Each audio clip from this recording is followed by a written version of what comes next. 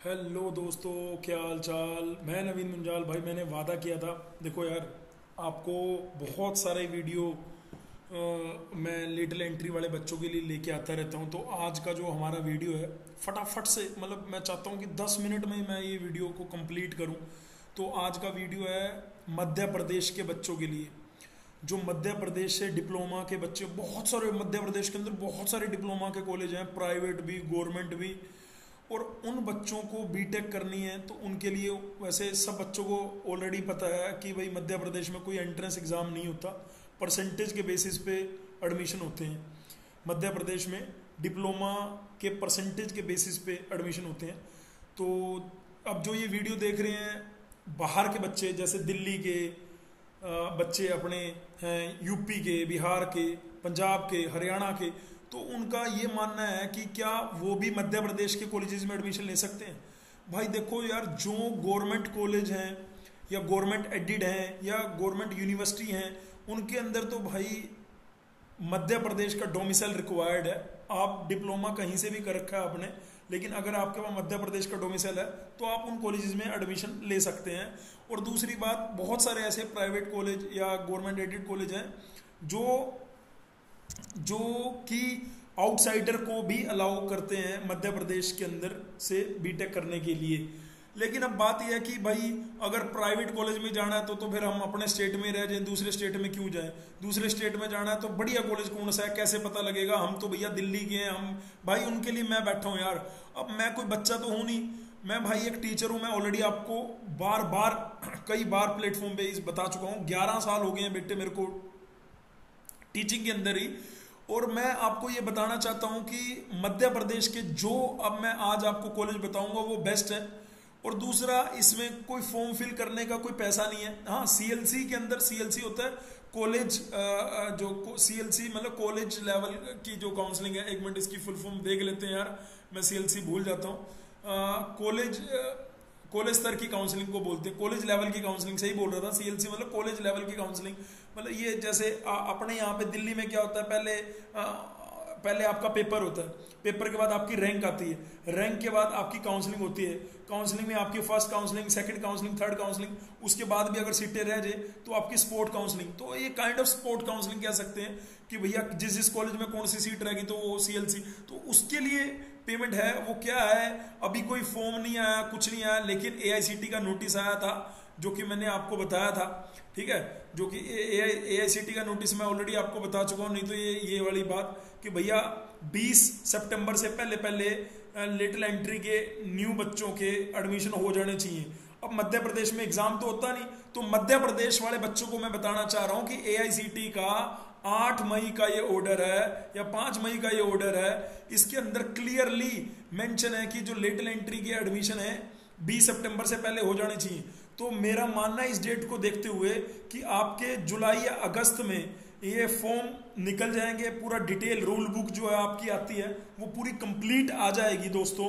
तो वहां से आप पढ़ के, जैसे मैं लास्ट ईयर की इनकी रूल बुक को अगर दिखाऊं, ये लिटिल एंट्री का है कि लिटिल एंट्री में एडमिशन के लिए एडमिशन के क्या रूल हैं, कोई फार्मेसी का, या मैं चाहता हूं कि जो भी बच्चा, अगर आपका कोई भाई बंधु भी मध्य प्रदेश में, कोई पेरेंट्स भी हैं, अगर वो मध्य प्रदेश में उनका कोई रिलेटिव रहता है और वो चाहते हैं कि उनको ज्ञान मिले, तो ये वीडियो को शेयर कर देना यार, ये उन्हीं के लिए है। और मैंने आपको बता रखा है कि मैं कोई स्टूडेंट नहीं हूं, मैं एक टीचर हूं। तो जो यहाँ पे आपको इन्फॉर्मेशन मिलेगी ना, वो एकदम स्टिक और एकदम ऑथेंटिक कह सकते हैं आप। कोई दिक्कत वाली बात नहीं है, किसी भी तरह से आपको गलत इन्फॉर्मेशन नहीं मिलेगी यहाँ पर। तो आप इस वीडियो को मध्य प्रदेश के एक एक डिप्लोमा के बच्चों को शेयर कर देना भाई। और ये वीडियो को लास्ट तक देखना भाई। इस वीडियो में मैं आपको सारे टॉप के कॉलेज बताऊंगा। इस वीडियो में मैं आपको बताऊंगा कि डिप्लोमा के बच्चे इसमें जो मध्य प्रदेश के, उनको क्या क्या रूल फॉलो करने हैं, मतलब क्या क्या। कईयों को लगता होगा सर मेरी परसेंटेज इतनी है तो क्या मुझे ये वाला फलाना कॉलेज मिल जाएगा जो आपने बताया था बढ़िया है, मेरी परसेंटेज इतनी है तो मेरे को क्या मिल जाएगा। अरे भाई, कट ऑफ के लिए भी मैं बता दूंगा, मैं आपको हर चीज बताऊंगा, मतलब कट ऑफ से लेके टॉप के कॉलेज से लेके मध्य प्रदेश को आज कवर कर दूंगा। तीसरा दिन है ये मेरा। मेरे जो भी जानकार थे मध्य प्रदेश में या जो विद्यार्थी थे, सबसे डिस्कस करने के बाद मैं ये आपके सामने आया हूं और मैं आपको इसका निचोड़ ला के रखूंगा, ठीक है। ठीक है भाई। तो मध्य प्रदेश के और या जो अपने जो आउटसाइडर भी हैं जिनको ये मध्य प्रदेश के बारे में क्यूरियोसिटी थी वो सारे अपना इसको ध्यान रखेंगे। ठीक है जी। यहाँ पे लिख रखे कि जो रिजर्व कैटेगरी के बंदे हैं, SC है, ST है, OBC हैं, वो ये फुल फॉर्म के बारे में बता रखा है कि ये फुल फॉर्म क्या है। और मध्य प्रदेश में जितने भी कॉलेज मैं बताऊंगा वो सारे AICTE अप्रूव्ड होंगे। और मेन एक ही यूनिवर्सिटी जो सबसे पुरानी यूनिवर्सिटी इनकी थी, राजीव गांधी प्रतियोगी विश्वविद्यालय। ठीक है, ये फुल फॉर्म कुछ बता रखी है, MPCET। ये इसको मेरे को लग रहा है कि बताने की जरूरत नहीं। ये मेन है availability of the seat. AICTE के हिसाब से है तो भैया 10% सीटें होनी चाहिए टोटल सीट की। 10% सीटों के बाद अगर मैं बात करूं यहाँ पर आपको दिख रहा होगा, this seat shall be available for the MP domicile candidate only. ठीक है, तो अब यहां से आपको लग रहा होगा यार ये तो MP वाले बच्चों के लिए, नहीं भाई, ये सभी बच्चों के लिए। लेकिन ऑब्वियसली वहां पे जो रिजर्व कैटेगरी के बंदे हैं वो MP वालों के लिए। और दूसरा, इसकी कोई फॉर्म की फीस तो है नहीं, तो आपको इसको भरने में कोई दिक्कत तो होनी नहीं चाहिए बाकी। लेकिन जब मैंने अपनी रिसर्च करी तो मैंने देखा कि जो टॉप के कॉलेज हैं वो सिर्फ MP के बच्चों को ही ले रहे हैं और बाहर आउटसाइडर बच्चों को तो नहीं ले रहे। ठीक है, लेकिन आप इसको फिल कर सकते हैं, ये पक्की बात है। ठीक है, आप सारे बच्चे जितने भी डिप्लोमा के बच्चे हैं वो फिल करने में कोई दिक्कत वाली बात नहीं है। लोग ये दे रखा है रिजर्वेशन का कि 16%, 20 और 14% ये SC ST और OBC के लिए है। ठीक है, ये सिर्फ MP स्टेट के ही काउंट किए जाएंगे। आउटसाइडर अगर कोई रिजर्व कैटेगरी का बंदा होगा तो जनरल ट्रीट किया जाएगा। ये भाई देख लेना भाई, ये बात तो ऑलरेडी आपको हर जगह पता ही है कि अगर आप उस स्टेट से, है ना। यहाँ पे लिखा है domicile requirement, no candidate shall be selected for the admission against the MP domicile seat unless, अगर कोई भी कैंडिडेट अगर वो सीट MP डोमिसाइल के लिए है तो कोई दूसरा स्टूडेंट भाई नहीं होगा। तो इसीलिए मैं कह रहा हूँ आपका डिप्लोमा चाहे कहीं से भी किया है, आप अगर जुगाड़ से या कैसे भी करके MP का डोमिसाइल बनवा सकते हैं तो बनवा लेना भाई। ठीक है, तो ये रूल बुक है। रूल बुक में इन्होंने सारी चीजें दे रखी हैं मोटी मोटी। अगर मैं इसको पढ़ूंगा तो काफी लंबा है और ये आपको मैं अपने टेलीग्राम चैनल पे दे दूंगा। ये हमारा टेलीग्राम का चैनल है। ठीक है, इस पे मैं दे दूंगा लीड कोचिंग इन GCC पे। ये हमारा इंस्टाग्राम चैनल है, इस पे सारी डिटेल, कौन सा फॉर्म कब निकलता है, कौन सा फॉर्म कब नहीं निकलता, सब भरते हैं यहाँ पे।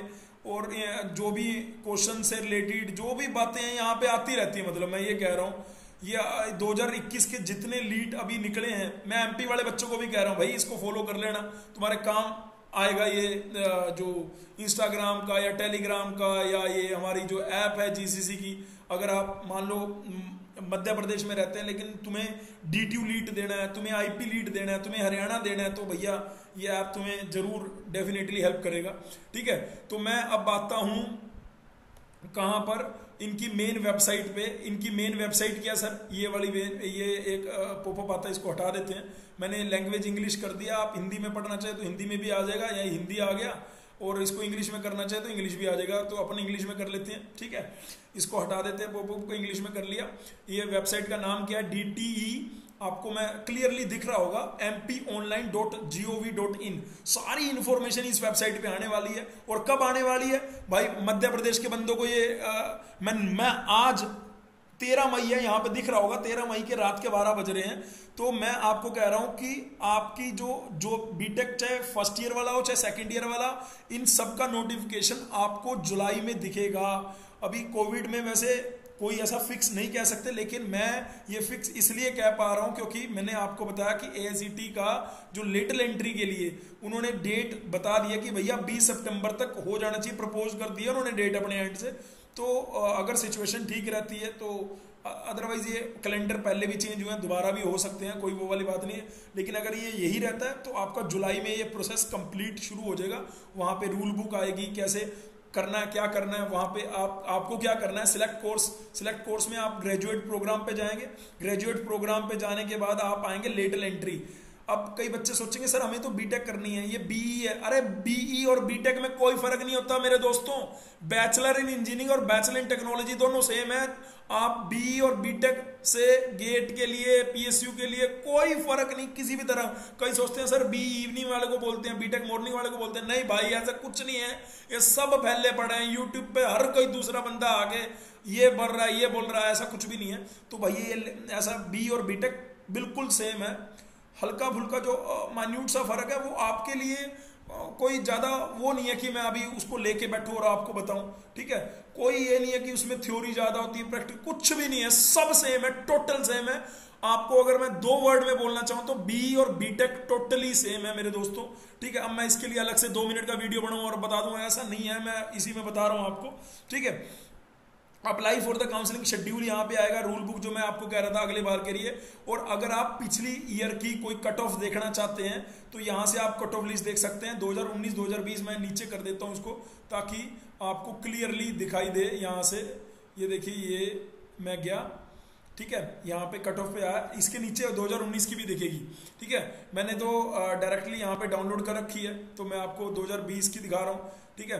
अब बात आती है कि सर आप कौन कौन से बढ़िया कॉलेज हैं। मैं एमपी से हूँ, मैं कोई बच्चा बोलेगा, कोई लड़की बोलेगी, कोई लड़का बोलेगा कि मैं एमपी से हूँ, सर आपके हिसाब से कौन सा बढ़िया कॉलेज है। बिल्कुल बेटे, हालांकि यूट्यूब पे ऑलरेडी बहुत सारे मैं देख रहा था विद्यार्थियों डाल रखा, लेकिन मैं ऑथेंटिक क्यों कह रहा हूँ कि भाई मैं ये basis of percentage, basis of placement, basis of infrastructure, basis of बहुत सारी बातें हैं जिसकी बेसिस पे मैं ये वाली बात कह रहा हूँ। तो मैं आपको एक ये जो पीपीटी मैंने तैयार करी थी आप लोगों के लिए मेहनत करके, तो ये मैं पीपीटी पे ले चलता हूँ फटाफट। ये मध्य प्रदेश के लिए बीटेक लिटिल एंट्री, बीटेक है या बीई बोलते हैं वहाँ पे, बीई। और लिटिल एंट्री का जो कोड है वो होता है एलटी कोड होता है, ठीक है। पहले काउंसलिंग होती है नॉर्मल, अगर आपको काउंसलिंग में एडमिशन मिल गया तो बढ़िया बात है।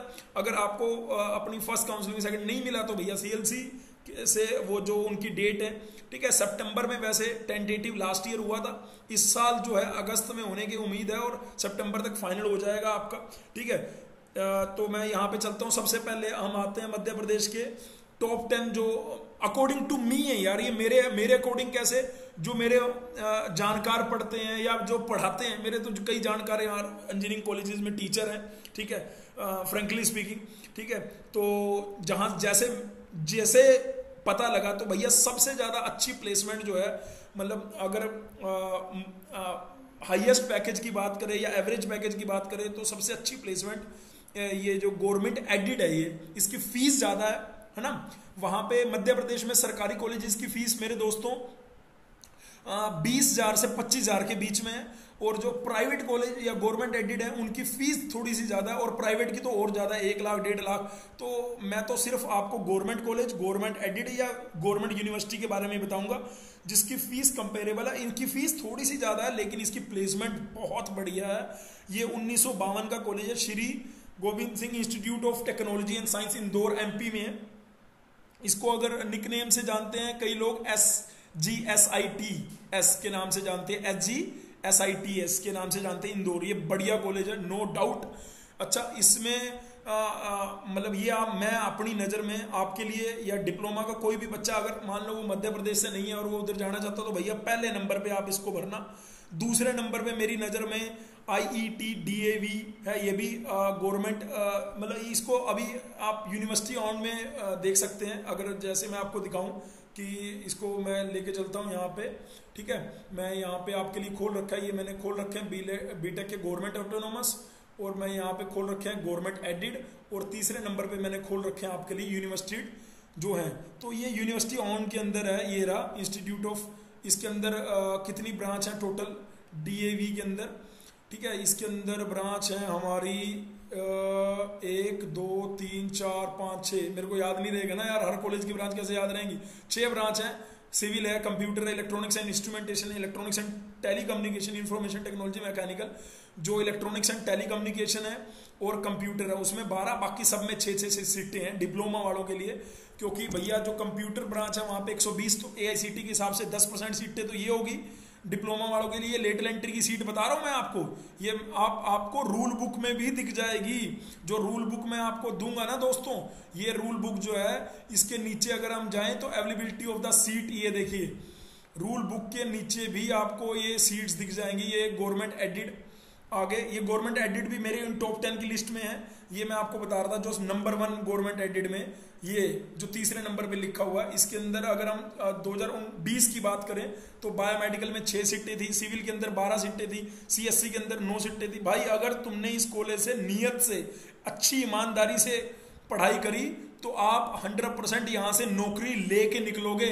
ये भाई का मतलब मैं बता रहा हूँ यहाँ पे पूरा पूरा। अगर आपकी बस आपको क्या करना, आपकी डिप्लोमा का ओवरऑल डिप्लोमा की परसेंटेज भरनी, ये नहीं कि लास्ट सेमेस्टर की परसेंटेज भर दी, ठीक है। ओवरऑल डिप्लोमा की आपकी जो परसेंटेज है वो भरनी है, उसके बेसिस पे आपकी रैंक बनेगी, रैंक के बेसिस पे आपकी कट ऑफ्स आएंगी, वो कट ऑफ के बेसिस पे आपको ये आप अपना भाई कट ऑफ आ गई तो उसके हिसाब से आप करेंगे। तो मेरे को बड़े हिसाब से 100-200 रैंक भी अगर आपकी बनती है 100 से 200 के बीच में, तो आपको ये ब्रांचेज हैं। पर हर ब्रांच की अपनी अपनी है, कंप्यूटर जल्दी भर जाती है, उसके बाद ऐसे हर ब्रांच की अपनी अपनी है। और ये है जनरल कैटेगरी की बात करूं तो 100-150 रैंक में आपको बड़े आराम से SG SIT मिल जाएगा। और आपकी 100 रैंक तक कब बनेगी, जब आपके 85 से 90 के बीच में या 80 से 90 के बीच में परसेंटेज होगी डिप्लोमा में। तो भैया डिप्लोमा अपनी पूरी ईमानदारी से करो।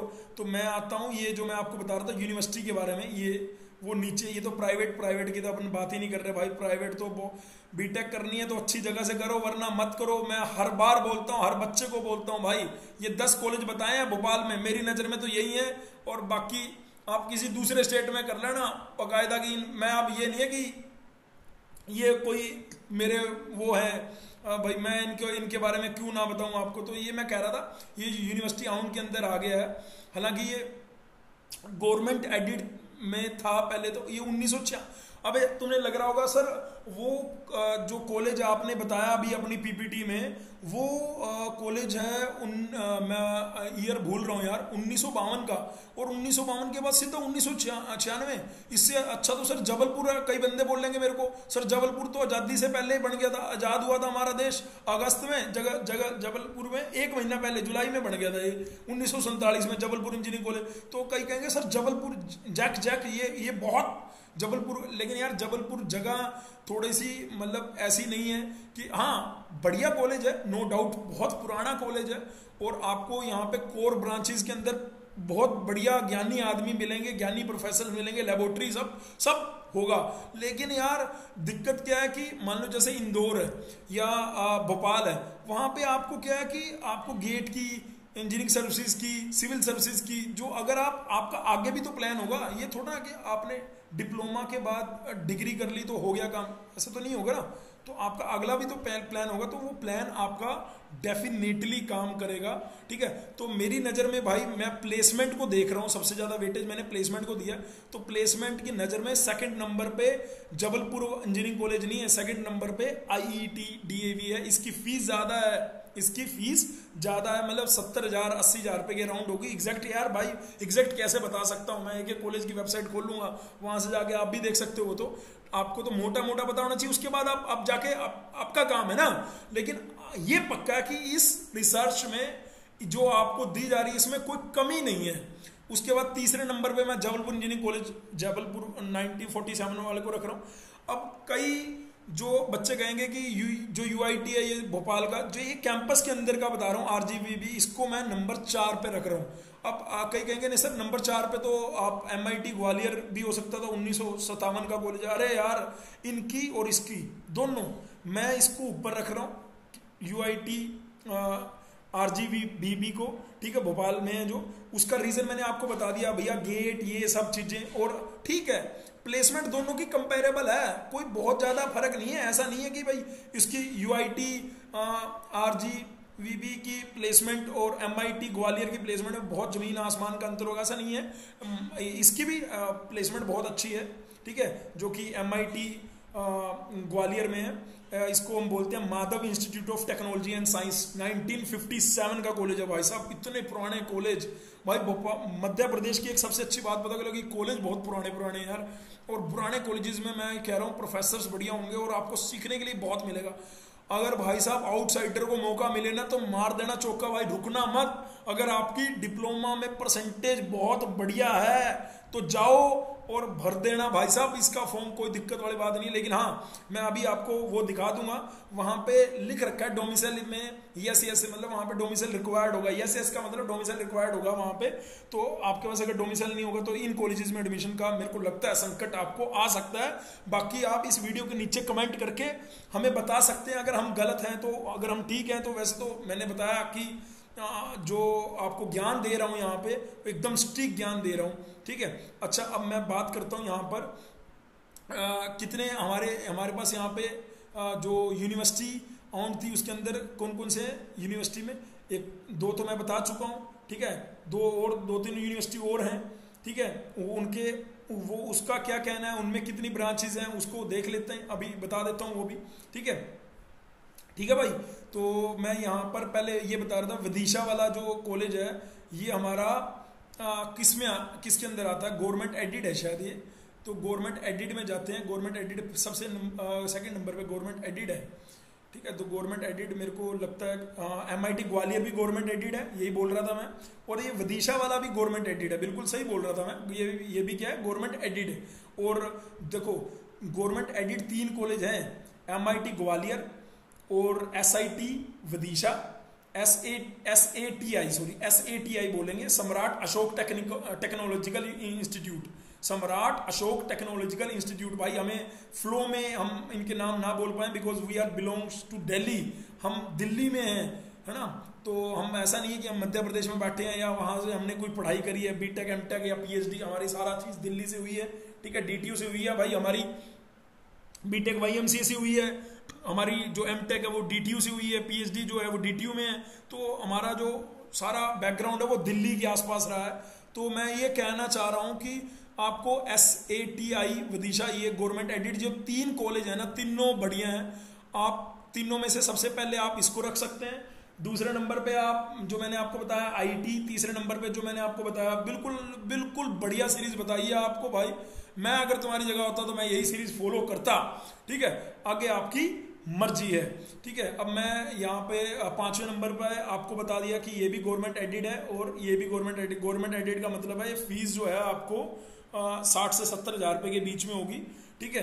अगर इनमें कोई फंड करता होगा या कोई सोसाइटी कोई फंड करती होगी तो ऑब्वियसली फीस कम भी हो सकती है, लेकिन जो जबलपुर की फीस है उसके कंपैरेटिवली जितने भी अभी ऊपर इंस्टीट्यूट बताए सबकी फीस ज़्यादा थी। और अगर किसी को फीस का दिक्कत होगा तो उनके लिए अब जितने भी कॉलेज आएंगे सब के अंदर फीस कम है। अभी नीचे जो मैंने कॉलेज लिख रखे हैं, सम्राट के बाद यहाँ पे था मैं, ठीक है। मैं मेरे हिसाब से यहीं पे था 6ठे नंबर के कॉलेज पे।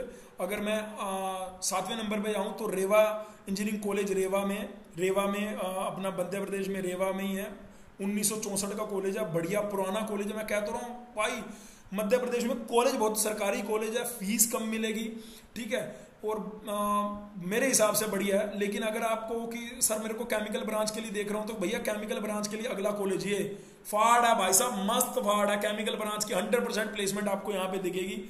1966 का कॉलेज है, उज्जैन इंजीनियरिंग कॉलेज।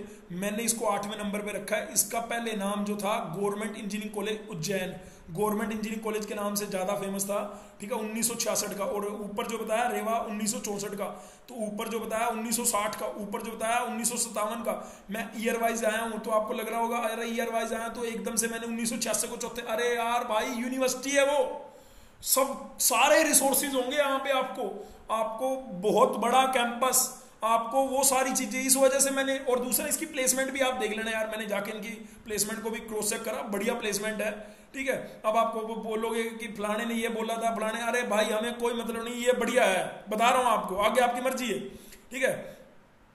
फीस भी UIT की फीस भी कम मिलेगी आपको, रेवा की भी कम मिलेगी, उज्जैन की भी फीस कम मिलेगी।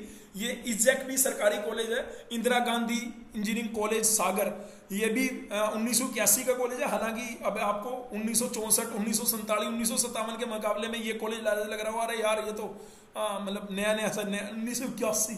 भाई दिल्ली में तो कोई प्राइवेट कॉलेज भी 1981 का नहीं होगा, इतनी अच्छी बात है यार, मेरे को तो बढ़िया लगा, ठीक है।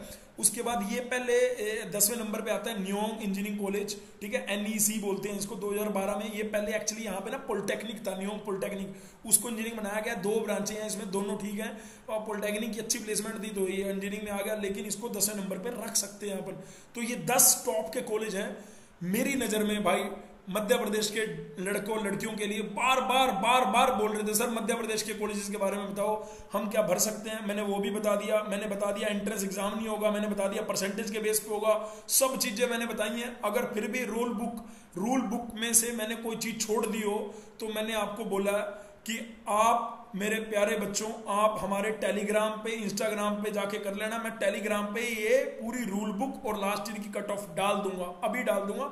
और नहीं तो मैंने इसमें कोई दिक्कत वाली बात नहीं है, यहाँ से आपको मैंने डायरेक्ट बता दिया है जो किस तरह से आपको ये निकालना है। ठीक है, यहाँ पे जाओ इनकी वेबसाइट पे, और बढ़िया है क्योंकि इसी बहाने वेबसाइट चेक करते रहोगे। रूल बुक यहाँ पे पड़ी है, कट ऑफ यहाँ पे है 2020 की भी 19 की भी। ठीक है, तो अगर मैं मोटा मोटा आपको बताऊं तो यहाँ पे मैंने देखो आपके लिए पहले ही अलग से बना रखा कि नंबर 1 पे SGSIT, मैं दोबारा रिपीट कर रहा हूँ, नंबर 2 पे IIT, नंबर 3 पे जबलपुर जैक जिसको बोलते हैं।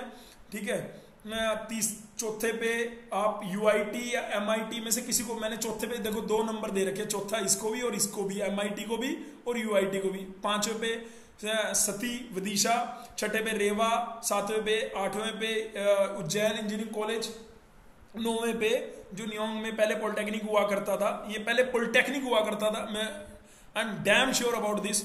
और अभी ये इंजीनियरिंग कॉलेज है 2012 से, तो अभी ये बहुत ज़्यादा पुराना नहीं है, लेकिन ठीक है, अगर जिन बच्चों को फीस का मैटर है तो वो ये कॉलेजेस ले सकते हैं।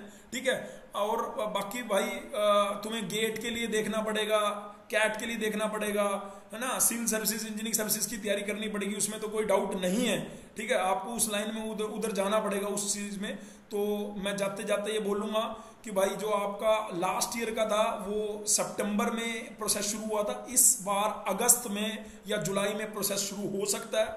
मुझे लगता है कि मैंने मध्य प्रदेश का पूरा क्योंकि पेपर होता है तो मैं पेपर की प्लानिंग बताता, क्या सब्जेक्ट आता है वो बताता, यहाँ पे वो बताने की जरूरत ही नहीं है क्योंकि परसेंटेज के बेसिस पे वो भी बता दिया, डिप्लोमा की ओवरऑल परसेंटेज। कईयों की परसेंटेज की जगह पे अगर CGPA मिलता है या SGPA होता है सेमेस्टर का, CGPA की बात मतलब कर रहा हूं मैं, ओवरऑल परसेंटेज की बात कर रहा हूं। वो आपका जो डायरेक्टेड बोर्ड है, डायरेक्टेड ऑफ टेक्निकल एजुकेशन, तो जैसे यहाँ पे directed of technical education Madhya Pradesh ही सारी चीजें कराता है, अपना काउंसलिंग भी, ये भी सब चीजें, तो इनका लिंक भी मैं नीचे डिस्क्रिप्शन में दे दूंगा भाई। ठीक है, और अगर आपको और बिल्कुल इजी करना है कि हमें कहीं से डाउनलोड नहीं करना, तो कुछ नहीं, टेलीग्राम अगर आपका है, लीड कोचिंग इन GCC लिखो, यहाँ पे आपको मिल जाएगा मध्य प्रदेश का सारा डिटेल A to Z। ठीक है, और अगर आप मध्य प्रदेश से हैं और भैया किसी दूसरे स्टेट में जाना चाहते हैं तो भैया ये ऐप जो दिखाई दे रही है स्क्रीन पे, इसको डाउनलोड कर लो। और अगर आप हमसे किसी दूसरे स्टेट के लिए, जैसे आप आ सकते हैं हरियाणा में भी, आप आ सकते हैं दिल्ली में भी, आप आ सकते हैं DTU में भी, आप आ सकते हैं और भी बहुत सारे, तो आप जाके यहाँ पे अगर इस चैनल पे आज पहली बार आए हैं तो जाके बाकी वीडियो एक्सप्लोर करो, तो आपको पता लगेगा आप कहाँ पे एलिजिबल है। तो आज की ये मेरी वीडियो मतलब अगर मध्य प्रदेश के मेनली स्टूडेंट्स के लिए थी, अगर दूसरे बच्चे भी इसका फायदा ले सकते तो भाई जरूर लो। और बस इतना ही बोल रहा था, अपने माता पिता का भैया ध्यान रखना, कोरोना का समय चल रहा है, उनकी सेवा करना जितनी कर सकते हो, उनका चरण स्पर्श किया करो, डेली किया करो भाई साहब, जरूर किया करो। ठीक है, और कल या परसों ईद है, तो भैया ईद की बहुत बहुत शुभकामनाएं मेरे प्यारे बच्चों आप सबको। और ऐसे ही डटे रहो, मेहनत करते चले जाओ, जैसे जैसे जो इन्फॉर्मेशन जिस स्टेट की आती रहेगी मैं आपको डेफिनेटली देने आऊंगा। आज मैंने मध्य प्रदेश कवर किया तो कल गुजरात कवर करूंगा, गुजरात कवर करूंगा तो फिर झारखंड कवर करूंगा, बिहार कवर करूंगा, धीरे धीरे सभी स्टेट पे आऊंगा। बाकी आपको जिस स्टेट पे मैं लगता है कि मैं छोड़ रहा हूं, आप नीचे कमेंट सेक्शन में आके जरूर लिखो कि सर हमारे स्टेट के बारे में भी बताओ। और ये हमारी GCC इंस्टीट्यूट की लीड कोचिंग की जाके ऐप जो है वो डाउनलोड कर लो, आपके लिए डेफिनेटली हेल्पफुल रहेगी। ठीक है, thank you so much listening my voice, love you all, God bless you all, Shaba खैर।